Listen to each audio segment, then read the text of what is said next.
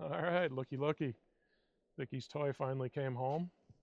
She's pretty excited. We're going to get out on the maiden voyage today and check it out and see what she thinks of the new ride. But come on in here, dear. All right, so there you go. You got your new baby home. What do you think? So far, so good. Meet Eleanor. Eleanor. All right. Eleanor. The purple stands out, or the purple abyss, excuse me, stands out much better than I thought it would. I'm happy with that. My initial thoughts on her as I went up the driveway and did a U-turn in the neighborhood. I needed to back out of the garage first of all, and that, once I got the rhythm down, actually was super, much easier than on the old tri-glides. Don't have to find neutral, and the screen walks you right through it, so that was awesome. Yes, a few comments I've seen that the throttle is a little touchy, but if you get your rhythm down, that'll be fine. First thing I noticed too when I just went up there was the handlebars are lower than what I had on Opal, the white trike. Yeah, you definitely had some aftermarket bars on that, and they set up what they're 12-inch bars, I think, right? Yeah, but I think these are lower even than what sure. Opal originally had. They definitely are in the new Street Glides. Whatever. I'm not going to make any judgments on things on this until I ride it. It needs to have a fair shot with what she came with before I make any big changes. Did add a little bit of bling with red, and I will be adding a little bit more red. Needed something to make her mine without changing. I liked the paint scheme, so I didn't want to change anything that way. Looking forward to testing out, of course, the ride with the new suspension, steering to see how that affects. Because we've watched some videos that the steering was lighter and definitely feels lighter and less effort required to steer it. So it'll be interesting to see what you think of that. Yes. For all the talk of steering and trikes hard to steer, I mean, I didn't find it. Yeah, you didn't find it hard on the old bikes. I'm sure all of you riders, 2, 3, doesn't matter. You get in sync with your bike, and that's why we name them. That's why we like them. And Opal and I were close. We did well for the 6 years, 5 years, 5.5 years. And I'm looking forward to finding that sync with Eleanor as well. My passenger, I have a new passenger this year too. Opal, or excuse me, not Opal, Hazel. She's over here in the background, but hoping to have her sit right here eventually this year and get some rides with her. Tell you what, why don't you give me a minute? We'll do a walk around in it, and then you can go grab Hazel, and we'll introduce Hazel because she'll be on some of the rides this year. So let's do, for everybody that saw my bike come home here a few weeks ago and maybe watched the video, some of this will be repeat because it was also a Road Glide Limited and has a lot of the same features. But for people that are new to this or have looked up, trying to find trike review videos, let me walk you through this. This is the Street Glide 3 Limited in purple, abyss, and black. And when we first saw it online, it was kind of like the color of my bike. We weren't sure if we liked it, but certainly warmed up to it. You get it out in the sunshine, it's really nice, and some of the red accents and some more accents that she's got coming for it really, I think, make it stand out. So let's talk about what's new. So the trike platform, there's a lot new this year. If you've been watching other videos or some of the Harley release videos, you'll know that a tremendous amount has changed. Starting with the front of the bike, it got the Helix generation platform here for, that's what Harley calls it, I believe, for the fairing and the infotainment system, the 12.3-inch Skyline display. So that'll be a big upgrade from the Boom GTS that Vicky was running on this. So very nice. Actually, pretty nice windshield on the limiteds, but again, kind of clear and not the style. So we've got a Clockworks windshield similar to mine that'll be here in a couple days we'll put on. We did have a few things added to it. I'll talk about those in a minute as we go here, but let's just start with the power plant. So this is the 117 VVT variable valve timing. And the thing you get with variable valve timing is better torque throughout the RPM range, as well as fuel efficiency. And it's going to be real interesting to see on the fuel efficiency side because the trike could be okay, her last trike, Tri-Glide, but when you took it out west and you headed into a 40-mile-an-hour wind, you could pretty much watch the needle move. You're still pushing a lot of wind with this, but I'm curious to see if it's any better. One of the things we did, as long as we're right on this side here, well, let's talk first about the lowers. So this bike comes with the lowers. Really nice ad. You get some storage in the lowers here as well. Let's see if I can do this kind of dark in here with the lighting, I think.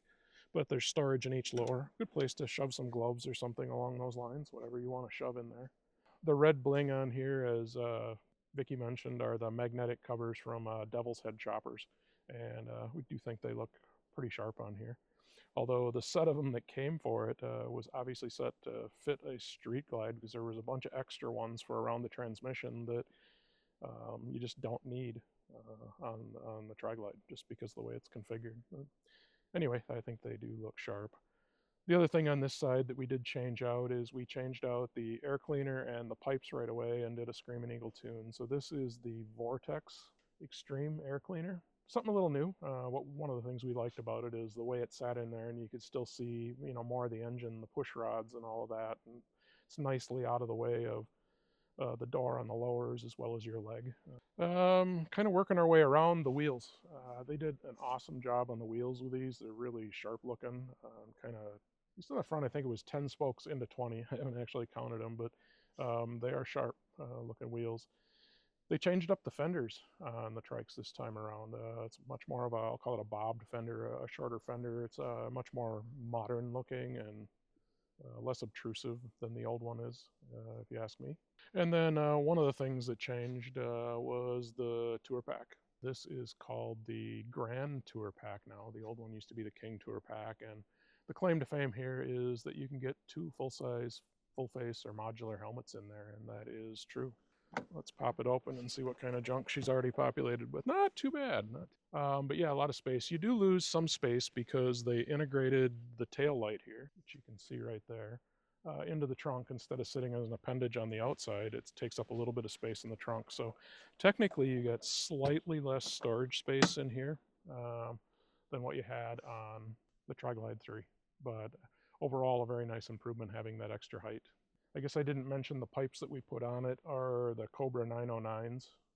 And when she just went up the driveway and put basically the first mile on it through the neighborhood here, they sound really nice low rumble to them. This comes with a heated seat and heated grips, of course, as well. But heated seat for the rider and the passenger. Not going to be too many cases where there's a passenger on here, actually, but a very nice feature. It comes in 2 different heat settings. The lowest heat setting on mine, I can tell you, is plenty warm. The backrest was an ad for us, as were the Rockford Fosgate speakers.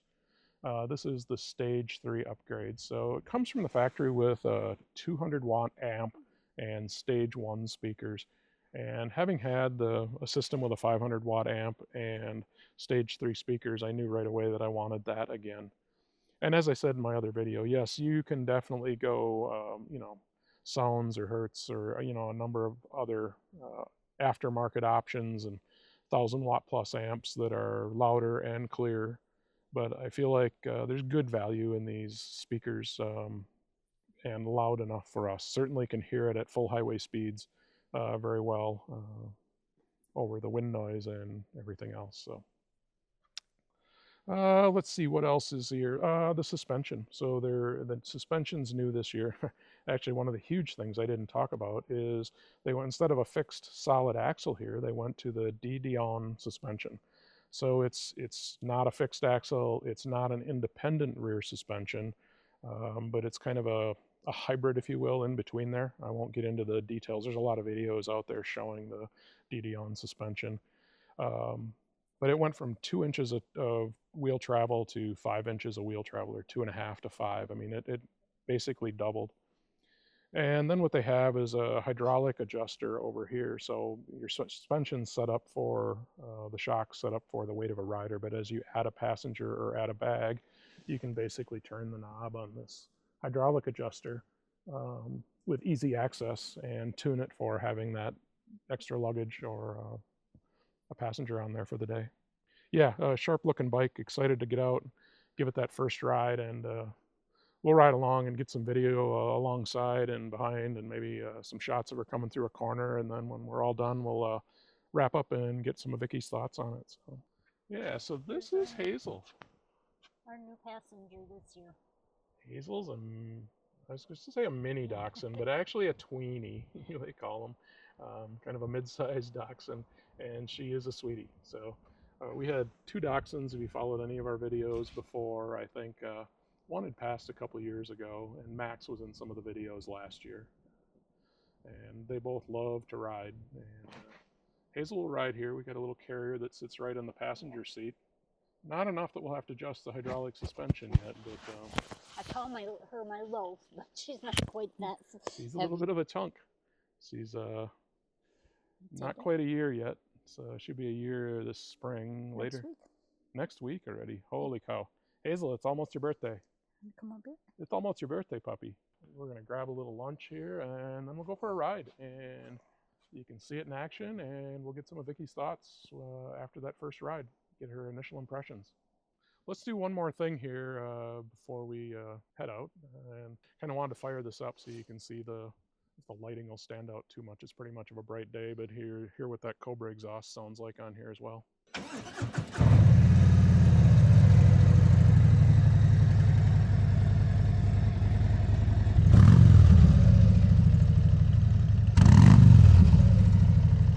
that sound good? Oh, that's nice.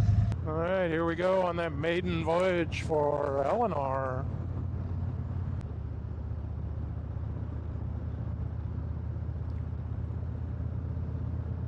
Comes Eleanor up on the side here. Let's see how she rolls. Looking good.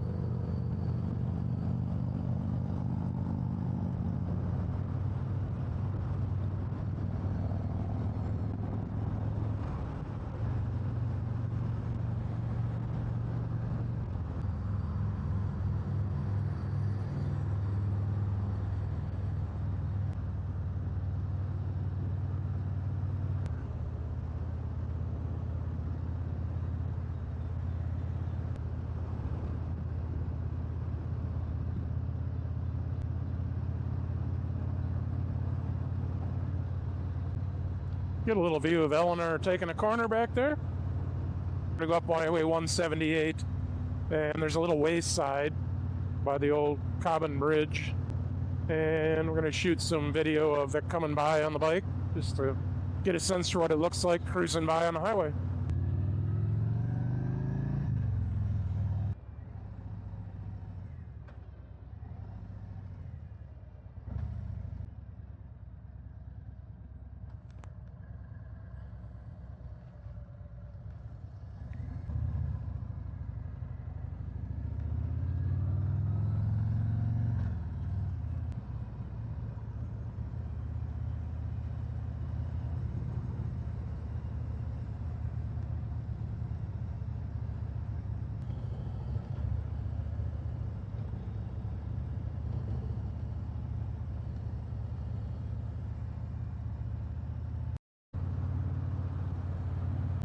Working our way up 178 and get up to a little wayside that I talked about. We'll get some action shots of Vic, maybe some of her first thoughts on the ride up here.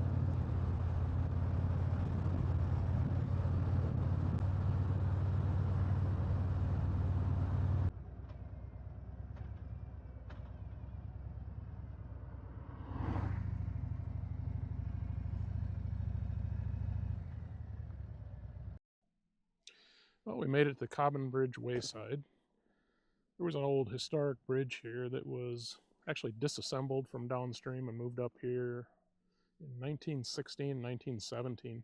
That was a historical bridge. It just replaced a few years ago here, but it was a cool old bridge. It is no more. There's our bikes. In particular, the bike of the day is Eleanor on her maiden voyage. What are we thinking, dear? How's the first ride? Eleanor is doing well. I was thinking while I was riding that I've only been on as a driver for 10 years. Started with the freewheeler, went to a tri-glide, then I got Opal, the white one that you saw on all the previous videos, and then we have Eleanor. And each one has been a step up, and this one, she does well. the transmission, the rear end, even through the handlebars as you hit bumps, railroad tracks. Still honing in on the turning when you're going through curves, not hard. It's just, I think right now, a rider position. The seat's different, the handlebars are different location than what I had on my previous bike. So just warming up to that part. Otherwise, the ride itself, there is a huge difference, and it's all for the better. Well, that's a good deal. Because you on your past bikes, well, the last bike you traded in had 37,000 miles on it, and had a few thousand on the bike before that, so you're probably close to 50,000 miles under your belt, so yeah, qualified to talk about riding three-wheelers and what's good and what's bad. She's definitely, it was worth the change. Emotionally hard because I liked my Opal and the memories it had with it, but Eleanor will give me many more, and it's a very nice ride. Good to hear. All right, we'll check in again when we get home.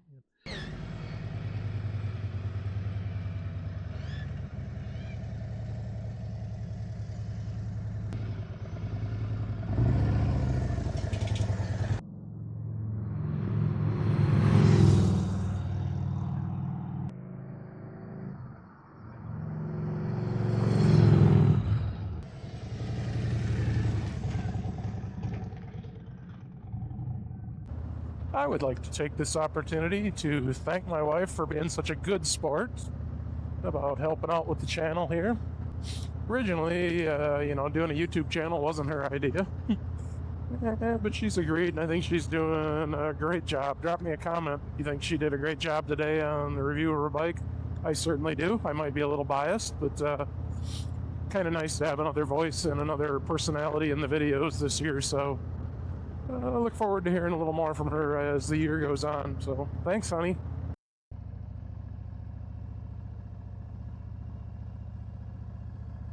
Little side detour through Brunette Island State Park. Never been through here, so they're just quick take the loop through here and check it out.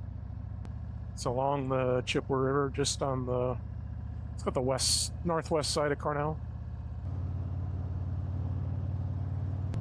This is kind of a neat little spot as you come up over the hill, and one of the locals up here referred to this as Flambeau Mountain. I don't know if that's just what they call it or generally speaking, but you can see for a long way from up here looking to the north.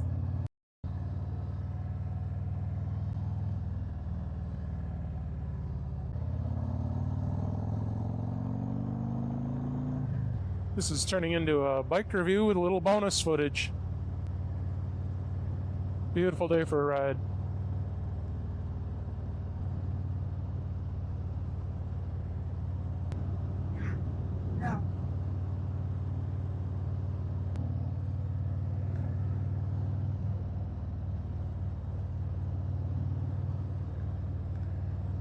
Well, we're going to make a stop at the Timber Lodge up here. I always want to call it Ted's Timber Lodge, but I don't believe it's actually Ted's anymore. I think it was sold.